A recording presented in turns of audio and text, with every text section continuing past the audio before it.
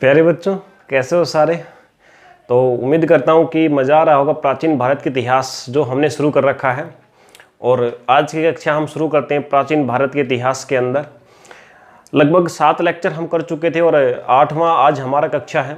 8वीं कक्षा हमारे है। 2 लेक्चर इसके बाद हमारे और लगेंगे, जिसके बाद प्राचीन भारत का इतिहास हमारा कंप्लीट हो जाएगा।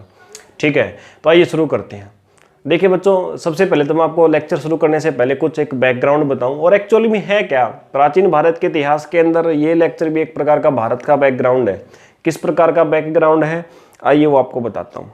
देखिए, सारा का सारा कंटेंट आज वाली कक्षा का जो है ना, ऐसे राइट करके ही आपको बताऊंगा। सारा का सारा मैंने एक ही बार में लिख दिया। कुछ बच्चों के कॉमेंट आए थे कि सर जो थोड़ा थोड़ा हम लिखते हैं तो साथ साथ समझने में और साथ साथ राइट करने में थोड़ी प्रॉब्लम होती है। इसीलिए अब मैंने कहा कि बेटा ठीक है, ऐसा करते हैं, आप एक ही बार में आपको राइट कर दूंगा, उसका आप स्क्रीनशॉट एक बार ले लेना, उसके बाद उसको आप सिर्फ समझते रहना और बाद में उसको राइट कर लेना। ठीक है, तो चलिए शुरू करते हैं। आज की जो कक्षा है ना हमारी प्राचीन भारत के इतिहास के अंदर, जैसा कि टॉपिक का आपको नाम आपने पढ़ा होगा थंबनेल के अंदर भी, इसके अलावा भी आपके सामने लिखा हुआ है कि आज की कक्षा का हमारा विषय क्या रहेगा, पोस्ट मौर्याज, मौर्योत्तर काल। मौर्यों से उत्तर यानी मौर्यों के बाद का जो भारत का काल है उसको हम पढ़ेंगे। अप्रोक्सीमेटली है ना, आप ये मान के चलो कि जो मौर्योत्तर काल है ना, मौर्यों के बाद वाला, ये रहा होगा लगभग 400 साल के आसपास। 400 से 500 साल के आसपास का जो के बीच क्या है, उसके दौरान जो घटनाएं घटित हुई है ना, वो हम पढ़ेंगे।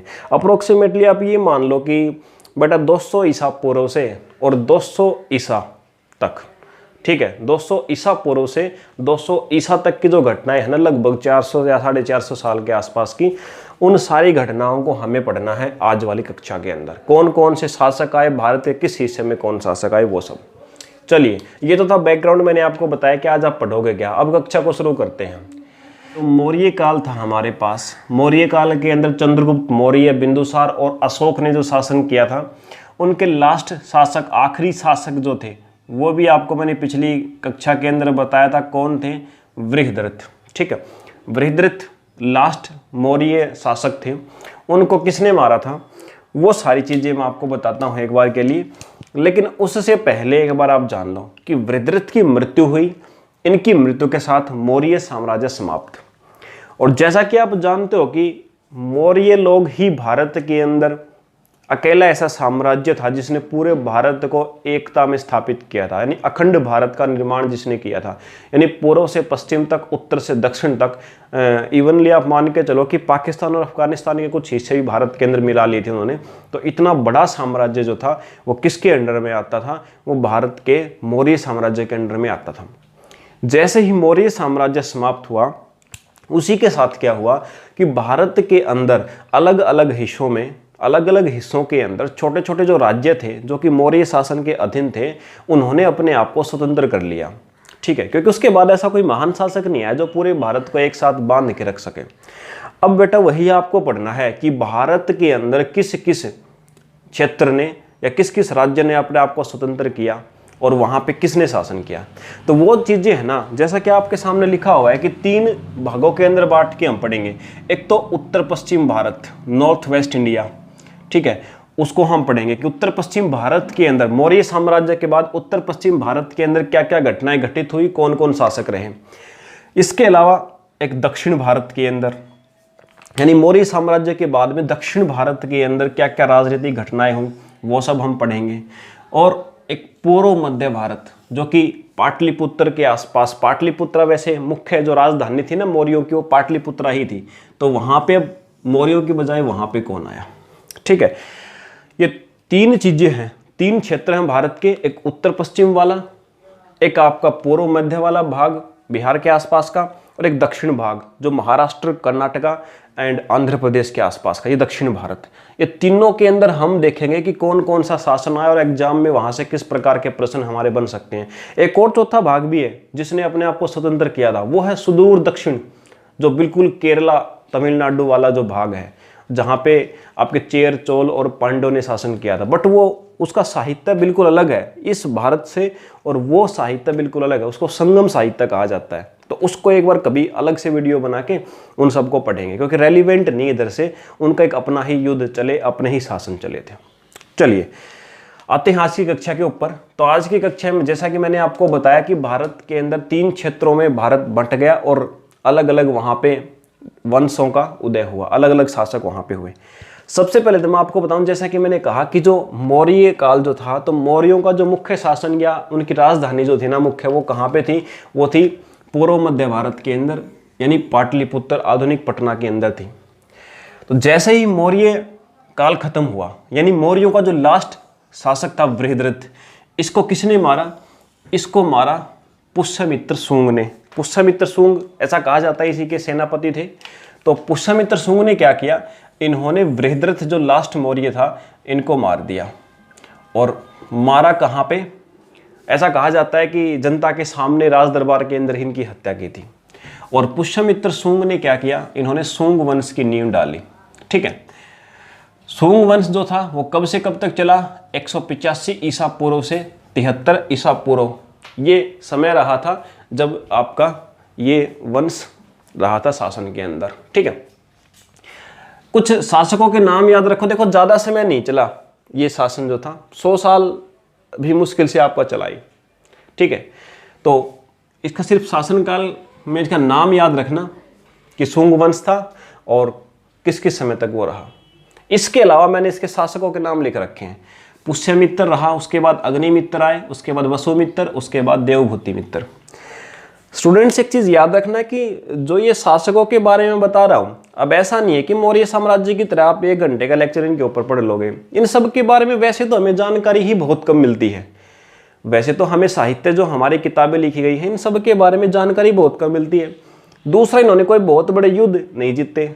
ठीक है, और तीसरा, इनके कारण भारत की संस्कृति के ऊपर बहुत बड़ा बदलाव नहीं आया। हालांकि काफ़ी सारे चेंजेस आए जो बहुत महत्वपूर्ण भी थे, वो हम पढ़ेंगे। ठीक है, तो चलिए, तो ऐसा मत सोचना कि सर कण्व वंश के ऊपर हम 1 घंटे का लेक्चर पढ़ेंगे, बेटा ऐसा नहीं होगा। या शुंग वंश है, इन्होंने जितने काम किए थे उतना आपको बता दूंगा, जितना आपके एग्जाम से रेलिवेंट है, जितने हमारे पास साहित्यों के द्वारा स्रोत प्राप्त है। ठीक है, और इवनली आप ये भी मानो कि हमारे पास इनके बारे में इतनी कम जानकारी है कि अगर आप डेट वगैरह देखने लग जाओगे ना, अगर प्राचीन भारत के अंदर इन शासकों की, तो अगर आप 4 किताब पढ़ोगे तो बेटा डेफिनेटली 4 में से 3 किताबों के अंदर वो तिथियां जो है ना इनकी, वो अलग अलग मिलेंगी आपको। 2, 4, 5, 10, 20 साल का डिफरेंस मिलेगा आपको। ठीक है, तो उसमें कन्फ्यूज मत होना। जो सबसे ज़्यादा सही हैं, सबसे ज़्यादा सटीक हैं, वो आपके सामने लिखी हुई है। ठीक है, चलिए, तो मैंने बताया कि शुंग वंश ने क्या किया? मौर्य साम्राज्य को लास्ट में एंड किया और अपनी नींव डाली और लगभग 73 ईसा पूर्व के आसपास तक शासन किया। अब 73 ईसा पूर्व के बाद क्या हुआ? जो कण्व वंश था, कण्व वंश के संस्थापक थे वसुदेव कर्ण। इन्होंने क्या किया? देवभूति मित्र जो थे, इनकी हत्या कर दी। ठीक है, तो वसुदेव कर्ण ने देवभूति मित्र की हत्या करके और कण्व वंश की नींव डाली। और ये वंश आपका कहाँ, कब से कब तक रहा? 73 ईसा पूर्व से 33 ईसा पूर्व तक। ये हाल थे बेटा पूर्व मध्य भारत के, कब? 1ली शताब्दी के आरंभ तक। ठीक है, तो इतनी बात समझ में आई कि मौर्यों के जैसे ही समाप्त हुआ तो उत्तराधिकार के रूप में वहाँ पे पाटलिपुत्रा के आसपास कौन आया? ठीक है, और ये भी याद रखना कि यही दोनों जो शासक थे वो देशी उत्तराधिकारी लिख रखा मैंने। देशी उत्तराधिकारी का मतलब है कि ये भारतीय थे। ठीक है, इसके बाद जो आप पढ़ोगे इसके अंदर मोस्टली शासकों के बारे में या वंशों के बारे में वो विदेशों से आए थे। इतनी बात क्लियर आपको? चलिए, तो पूर्व मध्य भारत यानी पाटलिपुत्रा के आसपास कौन सा वंश आया वो मैंने आपको बता दिया। ठीक है, इसके आसपास, इसके बाद अब आते हैं दक्षिण भारत के अंदर। ठीक है, दक्षिण भारत के अंदर, दक्षिण भारत के अंदर आपका जो वंश जिसका उदय हुआ वो था सातवाहन वंश और इसके संस्थापक थे सिमुख। और सातवाहन वंश जो था ये कब से कब तक रहा? लगभग 50 ईसा पूर्व के आसपास इसकी स्थापना हुई और 220 ईस्वी तक ये चला। ठीक है, ऐसा कहा जाता है कि लगभग 300 साल के आसपास इन्होंने शासन किया सातवाहनों ने। ठीक है, इन्हीं को आंध्र भी कहा जाता है। ठीक है, और सातवाहन भी। वैसे एक्चुअली में देखा जाए तो जिस बुक के अंदर आंध्र लिखा हुआ है वहां पे सातवाहन नहीं लिखा हुआ, और हमारी साहित्यिक जिन बुकों के अंदर सातवाहन लिखा है वहां पे आंध्र नहीं लिखा हुआ। लेकिन आज ऐसा कहा जाता है कि आंध्र सातवाहन एक ही वंश के नाम थे दोनों। ठीक है, चलिए, सातवाहन वंश जो था ये कहाँ पे था? लगभग शुरुआत तो इनकी महाराष्ट्र से हुई थी। महाराष्ट्र के बाद इन्होंने अपना क्षेत्र विस्तार किया और आंध्र प्रदेश तक पहुंच गए थे। आंध्र प्रदेश के अलावा तमिलनाडु है, कुछ हिस्सा गुजरात का है। तो ये इतना सारा क्षेत्र इन्होंने कैप्चर किया अपने साम्राज्य के अंदर। आंध्र प्रदेश इनका मुख्य केंद्र था, इसीलिए इनको आंध्रा भी इनके साथ जोड़ा जाता है, ठीक है। और इनकी राजधानी जो थी ना, वो कहा जाता प्रतिष्ठान। इनकी राजधानी कहा जाता प्रतिष्ठान, इनकी राजधानी थी। अब याद क्या रखना है कि इनके अंदर जो फेमस किंग कौन थे इनके समय पे, तो इनके समय पे फेमस किंग थे गौतमीपुत्र सातकर्णी। सुना होगा आपने गौतमीपुत्र सातकर्णी। एग्जाम में प्रश्न इस प्रकार से पूछेगा कि बताओ गौतमीपुत्र सातकर्णी कौन से वंश से थे? सातवाहन वंश से। और गौतमीपुत्र सातकर्णी ही कहते थे कि मुझे गर्व है कि मैं ब्राह्मण हूँ और लोगों की रक्षा करना मेरा धर्म है। यानी कि ब्राह्मण वंश था, एकमात्र सबसे पहला जो समृद्ध एक ब्राह्मण वंश था ये, ठीक है। और गौतमीपुत्र सातकर्णी जो था, इसने 106 से 130 ईस्वी के बीच में शासन किया। और इनके फेमस क्यों हैं? ये फेमस इसलिए हैं क्योंकि इन्होंने किसको हराया था? शकों को हराया था। शक यहाँ पे आएंगे, ये रहे जो शक हैं, इनके बारे में भी हम अध्ययन करेंगे। तो इन्होंने क्या किया था? मुख्य काम शकों को हराया था। और उस समय पे शक जो थे ना, बड़े ही शक्तिशाली थे, उनको हराना नामुमकिन समझा जाता था। लेकिन गौतमीपुत्र सातकर्णी ने शकों को हराया, इसलिए ये प्रसिद्ध हुए ज़्यादा। इसके अलावा एक और चीज़ याद रखना कि सातवाहन वंश जो था, इन्होंने सोने के सिक्के नहीं चलाए। इन्होंने सोने के बजाय आप मान के चलो कि कांच जो होता है ना, कांच के गिलास के सिक्के इन्होंने चलाए, ठीक है। तो एग्जाम में पूछ सकता है किस वंश ने कांच के सिक्के चलाए? सातवाहन वंश ने। इतना समझ में आया होगा स्टूडेंट्स। चलिए इसके बाद फिर अगला हम कंटिन्यू करते हैं हमारा। ये बात हुई दक्षिण भारत की, ठीक है। इसके अलावा एक और सुदूर दक्षिण भारत, जो सबसे बिल्कुल एंड पे दक्षिण भारत है, वहां मैंने बताया कि वहां संगम साहित्य था।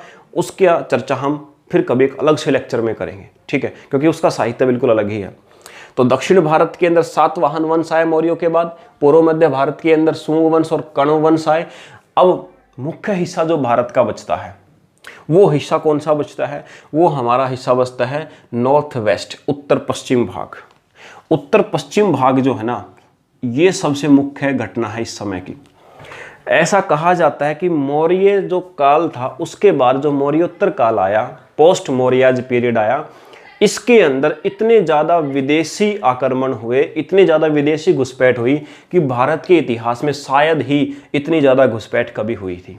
तो सबसे ज़्यादा एग्जाम में पूछे, सबसे ज़्यादा विदेशी आक्रमण कब हुए? मौर्योत्तर काल के दौरान हुए। कहाँ से हुए? भारत की उत्तर पश्चिम सीमा। अब बेटा ये उत्तर पश्चिम सीमा कौन सी है और किस साइड पड़ती है?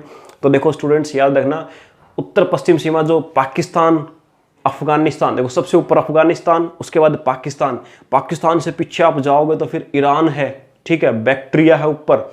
तो ये जो स्थान है ना आपके, अफगानिस्तान, पाकिस्तान, ईरान वाला, या इससे और ऊपर जाओगे तो मध्य एशिया, ठीक है, सेंट्रल एशिया, ये सारे स्थान है ना, इन सभी स्थानों से इन विदेशियों ने आकर भारत पर आक्रमण किया। मध्य एशिया वैसे बोल दिया जाता है, लेकिन मध्य एशिया, पाकिस्तान, अफगानिस्तान, ईरान, ये सारा क्षेत्र ऐसा था जहां से इन विदेशियों ने भारत के अंदर क्या किया? घुसपैठ किया, ठीक है। घुसपैठ करने का एक रीजन ये भी था कि चाइना के अंदर लगभग 200 ईसा पूर्व के अंदर क्या हुआ, वहां पे एक विशाल दीवार बना दी गई। तो चाइना के अंदर विशाल दीवार बना दी गई, तो जो कुछ ऐसी जनजातियां थी जो खूंखार भी थी, उन जनजातियों को चाइना से बाहर कर दिया गया और अंदर जाने का रास्ता बचा नहीं। इसलिए उन्होंने क्या किया, वहां की बजाय अफगानिस्तान, पाकिस्तान के रास्ते होते हुए और भारत पर आक्रमण किया, ठीक है। चलो अब क्रमानुसार एक क्रमबद्ध तरीके से इन सभी को पढ़ते हैं कि उत्तर पश्चिम भारत का हाल क्या रहा था मौर्यों के बाद में, कौन कौन से शासक वहां पे आए। एक चीज आपको याद होगी कि सबसे पहले घनानंद के समय पे जब नंद वंश था, जब मगध का उत्थान हुआ था, उस समय भी आपका सिकंदर महान आए थे और उन्होंने भारत पर आक्रमण किया था और काफी सारे स्थानों पर उन्होंने अपना साम्राज्य भी स्थापित किया था। उसके बाद सेल्यूकस निकेटर थे, ठीक है, और सेल्यूकस निकेटर थे मौर्यों के टाइम पे। मौर्यों में भी चंद्रगुप्त मौर्य के टाइम पे सेल्यूकस निकेटर थे। आपको मैंने युद्ध भी बताया था पिछली कक्षा के अंदर, जो उनका हुआ था, 500 हाथी दान दिए थे। तो इस प्रकार से एक सेल्यूकस निकेटर का शासन चलता आ रहा था। कुछ समय के बाद क्या हुआ कि सेल्यूकस निकेटर का शासन भी कमजोर हो गया भारत के अंदर, उधर से मौर्यों का अंत हो गया। तो क्या हुआ कि जो मध्य एशिया की तरफ से जो शासक आ रहे थे भारत पर आक्रमण करने के लिए, उनका काम और भी ज़्यादा आसान हो गया। ठीक है, तो अब देखिए कैसे क्या आक्रमण हुआ। सबसे पहली चीज़ मैं अगर आपको बताऊं कि जो विदेशी आक्रमणों के बारे में, तो बेटा क्या हुआ, देखिए सबसे पहला आक्रमण जो किया ना, वो किया था हिंद यूनानियों ने। यानी भारत के अंदर सबसे पहला जो विदेशी आक्रमण इस समय पे किया। वैसे सबसे पहला भारत पे तो मैंने आपको बताया था पीछे कि फारस के लोगों ने, पर्शिया के लोगों ने किया था और यूनानियों ने। अब इस समय पे मौर्योत्तर काल में भी जो आक्रमण किया वो भी हिंद यूनानी, ये भी तो आपके वही थे, यूनानी ही थे। ठीक है, यवन साम्राज्य बोल सकते हो। हिंद यूनानियों ने भारत पर आक्रमण किया। लगभग कब से शुरू किया, 200 ईसा पूर्व से। ठीक है, याद रखिए एग्जाम में इस प्रकार से प्रश्न आता था, आपको 4 ऑप्शन दे देगा और बोलेगा क्रम के अनुसार लगाओ कि सबसे पहले किसका आक्रमण हुआ, सबसे बाद में किसका हुआ। तो बेटा मैंने क्रमानुसार लिख दिए सारे के सारे। 5 आक्रमण हुए थे मुख्य रूप से, वो 5 मैंने लिख दिए हैं। और इन आक्रमणों से आपके एग्जाम में, इन विदेशी आक्रमणों से क्या क्या पूछा जा सकता है वो सारी चीज भी आपको मैं समझाऊंगा। ठीक है, इतना ही नहीं, इसके बाद भी और काफी समझाऊंगा आपको मैं। तो चलिए, सबसे पहले हिंद यूनानी आक्रमण हुए और 200 ईसा पूर्व के आसपास हुए। अब हिंद यूनानी आक्रमण जो हुए तो हिंद यूनानी साम्राज्य हुआ और सबसे पहले इन्होंने कहां पे आक्रमण किया, पाकिस्तान वाला जो क्षेत्र है वहां पे आक्रमण किया। ठीक है, और उसके आगे बढ़ते हुए जो आपका कश्मीर, उसके बाद पंजाब का जो क्षेत्र है वहां पे इन्होंने आक्रमण किया। और पंजाब के अंदर साकल एक जगह है जिसको आज सियालकोट बोला जाता है, उस समय पंजाब के अंदर वो क्षेत्र आता था, वो सारा का सारा सियालकोट या पंजाब, उसको इन्होंने अपनी राजधानी बनाया। और मुख्य शासक कौन थे हिंद यूनानियों के टाइम पे, वो थे मिनेंडर। हिंद यूनानी साम्राज्य जो था ना उसके मुख्य शासक थे मिनेंडर। मिनेंडर ने भारत के अंदर काफ़ी, ऐसा कहा जाता है कि मिनेंडर लगभग भारत के अंदर गंगा नदी तक पहुंच गए थे अपने साम्राज्य का विस्तार करते हुए। और इनका जो टाइम पीरियड, जो समय काल रहा ना, वो टाइम पीरियड कितना रहा था, 165 ईसा पूर्व से 145 ईसा पूर्व। ठीक है, लगभग 165 BC टू 145 BC इनका टाइम पीरियड रहा था इनके शासन का। और इनकी राजधानी आपको मैंने जैसा कि बता दिया, साकल जो पंजाब के अंदर है, यहाँ पे इनकी राजधानी रही थी। टाइम मैंने आपको बता दिया, लगभग 200 ईसा पूर्व के आसपास का समय इनका था शासन का। तो हिंद यूनानियों ने अपनी सत्ता जमा रखी थी। और एक चीज़ याद रखें कि जरूरी नहीं है कि इनके बाद अगला आक्रमण हुआ तो वो चले गए। क्या होता था कि पीछे से दूसरा आक्रमण करता था तो पहले वाला वंश भारत के अंदर थोड़ा सा और अंदर तक आ जाता था, तो पीछे वाले भाग में फिर नयों का शासन हो जाता था। फिर और किसी तीसरे का आक्रमण होता तो हो सकता है कि उन दोनों में से एक सत्ता खत्म हो गई, दूसरा भारत के अंदर और आगे तक बढ़ गया। इस प्रकार से भारत के अंदर आगे बढ़ते गए और पीछे से नए शासक भी आते गए। तो पैरेलल में भी शासन किया है। ठीक है, याद रखिएगा। हिंद यूनानियों के बाद आए भारत के अंदर हिंद साइथियन, और सबसे इंपॉर्टेंट है ये, और इन्हीं को कहा जाता है शक वंश, द सकाज। शक वंश जिनको कहा जाता है वो इन्हीं को कहा जाता है। ठीक है, हिंद साइथियन या सकाज। क्लियर बात।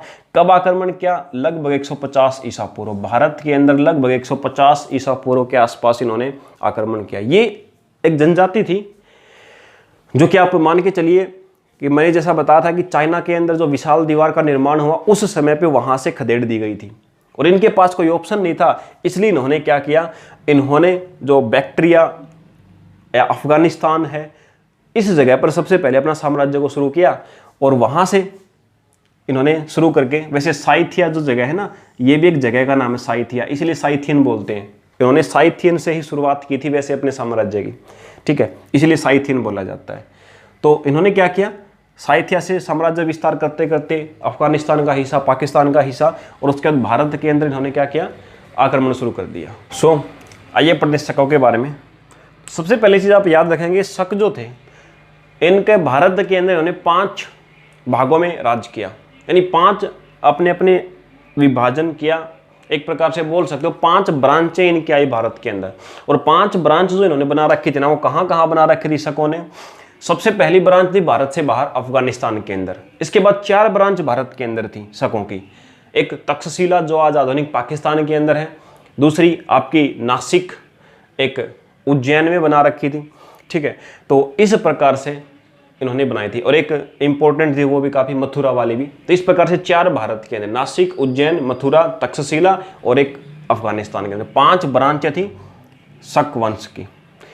इसके अंदर क्या हुआ कि जब शक वंशों का शासन था भारत के अंदर, तो उज्जैन के अंदर जो शाखा थी ना, वहाँ पे एक राजा ने क्या किया, शकों को हरा दिया। उज्जैन के एक शासक ने शकों को हरा दिया और उसने इनको हराने की खुशी में क्या किया, उन्होंने अपने आप को विक्रमादित्य की उपाधि धारण कर ली, विक्रमादित्य की उपाधि धारण कर ली। यानी तब से एक प्रकार से प्रचलन हो गया कि विक्रमादित्य का मतलब है कि उस राजा ने कुछ ना कुछ अच्छा बहुत बड़ा कार्य किया होगा। और भारत के अंदर लगभग 12वीं शताब्दी तक ये उपाधि अलग अलग शासक धारण करते गए विक्रमादित्य की। ठीक है, तो शुरुआत कब से हुई, जब शक वंश भारत के अंदर थे। तो कब से कैसे शुरुआत हुई, उज्जैन के एक राजा ने शकों को हराया था और ये कब किया था, 58 ईसा पूर्व के अंदर, 58 ईसा पूर्व के अंदर। ठीक है, और इसी 58 ईसा पूर्व में शकों को हराने की खुशी में उन्होंने क्या किया, विक्रम संवत की शुरुआत की। ठीक है, विक्रम संवत एक कैलेंडर है भारत के अंदर, इसकी शुरुआत की कब की, 58 ईसा पूर्व में। किस खुशी में, शकों को हराने की खुशी में। ठीक है, चलिए इतना क्लियर यहाँ तक। इसके अलावा एक और बात मिनेंडर के बारे में आप याद रखिएगा कि मिनेंडर ने क्या था, भारत के अंदर सबसे पहले सोने के सिक्के चलाए थे। ठीक है, सबसे पहले सोने के सिक्के किसने चलाए थे, मिनेंडर ने ही चलाए थे भारत के अंदर। लेकिन वो जो सोने के सिक्के थे ना, वो हिंद यूनानी कला से शैली से प्रभावित थे, इंडो ग्रीक शैली से प्रभावित थे। अगर एग्जाम में आपसे पूछे कि भारतीय शैली से प्रभावित सिक्के सबसे पहले सोने के किसने चलाए, तब आप नाम लेंगे कुषाण। ठीक है, कुषाण, इनके बारे में आगे हम चर्चा करेंगे। ये तो एक क्वेश्चन था जो मैंने आपको बताया कि एग्जाम में बन सकता है। ठीक है, भारतीय शैली से प्रभावित सोने के सिक्के सबसे पहले कुषाणों ने चलाए और इंडो ग्रीक शैली से प्रभावित भारत के अंदर सबसे पहले सोने के सिक्के चलाए किसने, हिंद यूनानी कला से जो प्रभावित थे, मिनेंडर ने। चलिए आइए दोबारा शक वंश पे आते हैं। जैसे कि मैंने बताया 5 ब्रांच थी। इसके बाद इसका फेमस राजा था रुद्रदामन प्रथम और 130 ईस्वी से 150 ईस्वी तक इन्होंने शासन किया। और रुद्रदामन प्रथम जो था ये भी काफ़ी फेमस शासक थे और इन्होंने क्या कार्य किए थे जिसके कारण ये प्रसिद्ध थे। एक तो ये विदेशी होते हुए, देखिए शक वंश के सारे शासक विदेशी थे, इन्होंने विदेशी होते हुए भी संस्कृत भाषा का बहुत बड़ा विद्वान था रुद्रदामन और बहुत इंटरेस्ट था इनको संस्कृत भाषा के अंदर। और अपने जो अभिलेख जो इन्होंने लिखवाए थे, खुदवाए थे, वो भी इन्होंने संस्कृत भाषा के अंदर खुदवाए थे और इसके बाद संस्कृत का प्रचलन भी काफ़ी बढ़ गया था। इसके अलावा जैसा कि मैंने आपको पिछली कक्षा के अंदर बताया था कि एक आपकी सुदर्शन झील बनवाई गई थी गुजरात काठियावाड़ के अंदर, जो कि चंद्रगुप्त मौर्य के टाइम पे बनवाई थी। एक पुष्यमित्र वैश्य ने बनवाई थी, जो गवर्नर होते थे गुजरात के, उन्होंने बनवाई थी। उसको रिपेयर करवा था अशोक ने और काफ़ी समय से वो शुष्क पड़ी थी। कुछ सालों के बाद उसको रेनोवेट दोबारा से शुरू करवा था किसने, रुद्रदमन प्रथम ने। ये भी याद रखेंगे। ठीक है, तो सुदर्शन झील जो है उसको रेनोवेट यानी उसको जीर्णोद्धार दोबारा से किसने करवा था, रुद्रदमन प्रथम ने। ये बहुत ही इंपॉर्टेंट बात है। तो स्टूडेंट्स ये आपके शक थे। शक वंश देखो, ये जो वंश था ना हिंद यूनानी, ये कहाँ पे था, ये वंश होता था लगभग पाकिस्तान, ऊपर कश्मीर, ठीक है, और कुछ हिस्सा आपका पंजाब का, उसके आगे हरियाणा साइड, ये कुछ स्थान था इसका। एक मैप के द्वारा मैं आपको कक्षा के लास्ट में आपको मैप दिखाऊंगा एक, वो आप अच्छी प्रकार से देख लीजिएगा तो वहाँ भी आपको पता लग जाएगा कि कौन सा कहाँ पे था। शक वंश जो था ना, ये था राजस्थान, गुजरात और कुछ हिस्सा आपका पंजाब का इसके अंदर था। ठीक है, वहाँ पे आपका था शक वंश। ये वंश काफ़ी बड़ा भी होता गया बाद में, इधर उधर उत्तर या दक्षिण की तरफ बढ़ते रहते थे, बट मुख्य रूप से राजस्थान, गुजरात, नीचे महाराष्ट्र का भी कुछ हिस्सा, थोड़ा बहुत हिस्सा, और उसके आगे मध्य प्रदेश का भी कुछ हिस्सा वो शक वंश के अंदर आता था। वैसे शक जो थे 2 भागों में बटे हुए थे, एक उत्तरी भाग में, एक भारत के दक्षिणी भाग में थे, लेकिन क्षेत्रीय ही था आसपास का। चलिए, तो इतना आपको क्लियर हुआ होगा। अब तीसरे नंबर पे किसने भारत पे आक्रमण किया, वो थे पार्थियन या पहलव। पल्लव अलग है, पहलव अलग है। ये पहलव या पार्थियन इनको कहा जाता है। ठीक है, पार्थिया ये जगह है आपकी अप्रोक्सीमेटली ईरान के आसपास में एक जगह है, तो वहीं पे इनका साम्राज्य था, वहीं से ये आगे बढ़ते हुए भारत की तरफ आए। इनके बारे में कुछ ज़्यादा बातें नहीं है, बस याद रखना, ये जैसा कि मैंने बताया कि पार्थिया ईरान के आसपास जगह थी, मैंने यही लिख रखा है। पहली सदी में भारत के अंदर इन्होंने आक्रमण किया और इनका राजा जो था गोंडोफनीर्स। ठीक है, गोंडोफनीर्स ये प्रसिद्ध राजा था किसका, पहलवों का। क्लियर बात यहाँ तक। चलिए, ज़्यादा बड़ा साम्राज्य नहीं था, इनका भी जो शासन था वो आपका वहीं पे आया था, कश्मीर और पंजाब के आसपास। इसके बाद the most famous in India, Kushan आए भारत के अंदर। कुषाण भी एक पशु चराने वाली एक जनजाति ही थी एक प्रकार की, जो कि भारत के अंदर आई और इन्होंने, कुषाणों ने भारत के अंदर इन सबसे बड़ा साम्राज्य अपना विकसित किया, यानी पाटलिपुत्रा के नजदीक तक जा पहुंचे थे कुषाण आपके। कहां से लेकर के? अफगानिस्तान, पाकिस्तान, पंजाब, हरियाणा और उत्तर प्रदेश और बिहार तक इस जाके सीमा को टच कर दिया था कि इन्होंने, कुषाणों ने। तो सबसे बड़ा साम्राज्य जो इनके अंदर रहा था वो कुषाणों का रहा था, ठीक है। इस कुषाण के बारे में इन सब को इरेज करके अच्छी प्रकार से हम अलग से आज अध्ययन करेंगे, इनके जो शासक हैं और एग्जाम में किस प्रकार से प्रश्न आता है वो सारी बातें। लेकिन उससे पहले एक चीज याद रखो कि इसके बाद किसने आक्रमण किया था? हिंद ससानी। क्योंकि एग्जाम में जस्ट एक फैक्ट बनता है कि 5वें नंबर पर किसने आक्रमण किया था? हिंद ससानी। कब किया था? 3री सदी के मध्य में, लगभग 200 से 250 ईस्वी के आसपास किया था इन्होंने। तो काफी बाद में आए थे ये, ठीक है, कुषाणों के भी बाद में आए थे। तो इतनी सारी चीजें स्टूडेंट्स आपको क्लियर हुई। तो 3 चीजें हमने पढ़ी।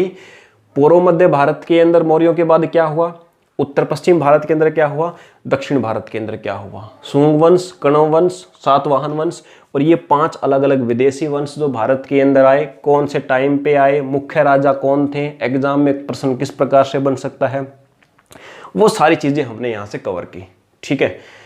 चलिए, थोड़ा सा प्रॉब्लम हो सकता है, आप सोचोगे सर क्वेश्चन कैसे बनेंगे? बेटा पहले भी कहा था हर एक फैक्ट के अंदर क्वेश्चन है। और ये तो छोड़ो, ये कंसेप्ट करने के बाद आप घटना चक्कर या Rakesh Yadav previous year book जो आती है उसको प्रैक्टिस करना। बेटा कुछ भी नहीं छोड़ने वाला, प्रैक्टिस करोगे खुद समझ में आएगा कि हाँ सर हमने कंसेप्ट किया था, मजा आ रहा अब क्वेश्चन बनाने के अंदर, ठीक है। तो ये कंसेप्ट प्लस में वो क्वेश्चन, इससे बाहर कुछ नहीं आना आप लोगों का। चलिए, तो इसको मैं अब इरेज कर देता हूँ और फिर शुरू करते हैं।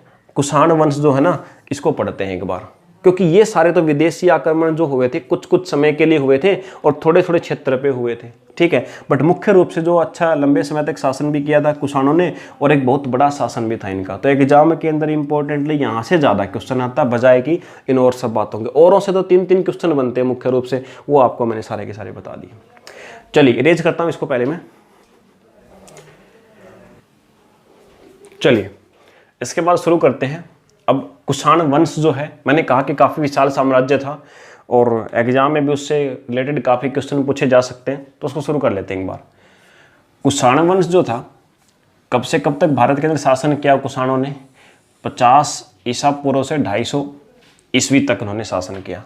राजधानी इनकी थी फिरोजपुर, या आज जिसको पेशावर कहा जाता है, जो कि भारत से बाहर है। राजा जिन्होंने स्थापना की कुषाण वंश की वो थे कुजुल कड़फिसेस, और इसके बाद आई विम कड़फिसेस, इसके बाद सबसे इंपॉर्टेंट शासक कनिष्क, और उसके बाद वशिष्ठ, हविष्क और वासुदेव। ये कुल मिला के शासक थे।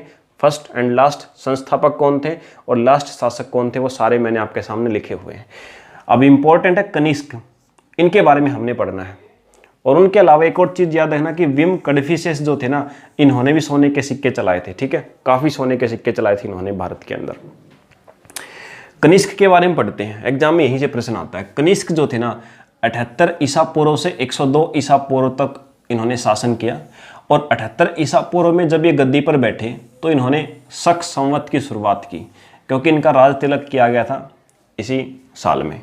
78 ईसा पूर्व में इनका राज तिलक हुआ। इसी उपलक्ष्य में इन्होंने शक संवत एक कैलेंडर चलाया, और जिस कैलेंडर को 22 मार्च 1957 को भारत के अंदर गवर्नमेंट कैलेंडर घोषित किया गया। इसके अलावा ये बात मैंने पहले ही बताई थी कि सबसे पहले भारतीय शैली के सोने के सिक्के इन्होंने चलाए थे। वैसे भारत के अंदर सबसे पहले सोने के सिक्के मेनेंडर ने चलाए थे, लेकिन वो इंडो ग्रीक शैली से प्रभावित थे। भारतीय शैली से प्रभावित जो सिक्के थे वो सबसे पहले कनिष्क ने ही भारत के अंदर चलाए थे, ठीक है। इन्होंने दूसरा काम क्या किया था, इन्होंने जो बौद्ध धर्म था,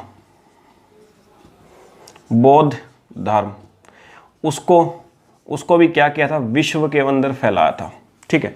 बौद्ध धर्म जो है उसको विश्व यानी वर्ल्ड के अंदर फैलाया था। इसीलिए कनिष्क जो है उनको सेकंड अशोक भी कहा जाता है। तो याद रखिए कनिष्क को सेकंड अशोक भी कहा जाता है, क्योंकि इन्होंने बौद्ध धर्म को वैश्वीकरण किया था, विश्व के अंदर फैलाया था, ठीक है।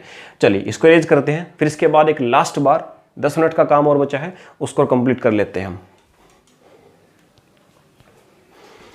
इसके बाद अब कनिष्क जो थे, कुषाण जो थे, उनके शासनकाल के दौरान जो कुछ विद्वान थे उन्होंने महत्वपूर्ण खोजें भी की और काफ़ी चीज़ों का आविष्कार किया। उनके बारे में एक बार पढ़ लेते हैं कौन कौन से विद्वान थे।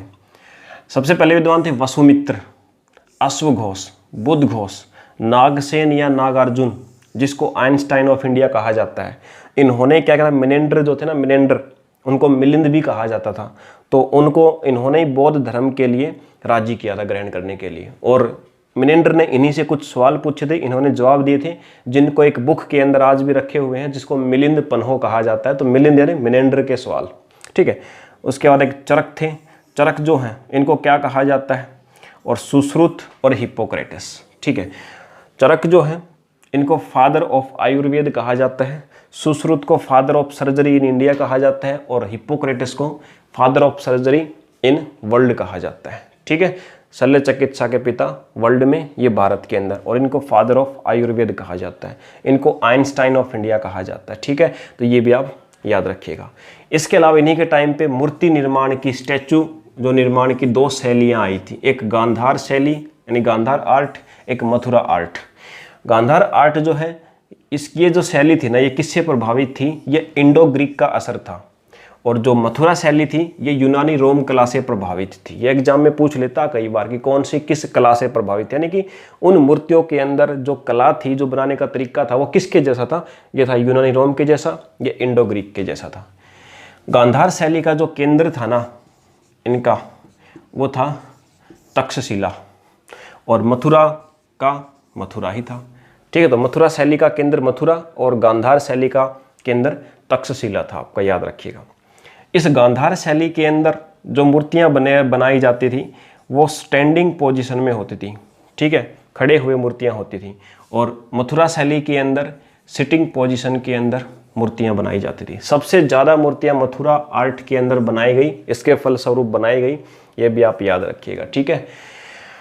तो चलिए एक लास्ट इन दोनों कलाओं के बारे में कि गांधार कला के अंदर है ना ब्लैक, काले पत्थर पर बनाई जाती थी मूर्तियाँ, और मथुरा आर्ट के अंदर लाल बलुआ पत्थर जो था उस पे बनाई जाती। तो 4 क्वेश्चन यहाँ से अराइज हो गए हैं, सारे के सारे मैंने आपके सामने लिख दिए हैं, और जो PDF आपको दूंगा उसके अंदर भी सारी चीज़ें आपको राइट की हुई मिल जाएंगी, ठीक है।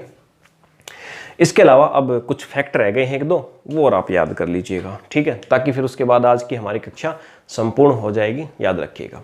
एग्जाम में पूछेगा कि विम कड़फिसेस के बारे में मैंने बताया था कि उसने सोने के सिक्के चलाए थे, वो किससे प्रभावित थे, तो याद रखिए सेंट्रल एशिया से प्रभावित थे, मध्य एशिया कला यानी आर्ट से प्रभावित थे वो आपके, ठीक है। तो इस प्रकार के फैक्ट्स आपको याद रखने हैं।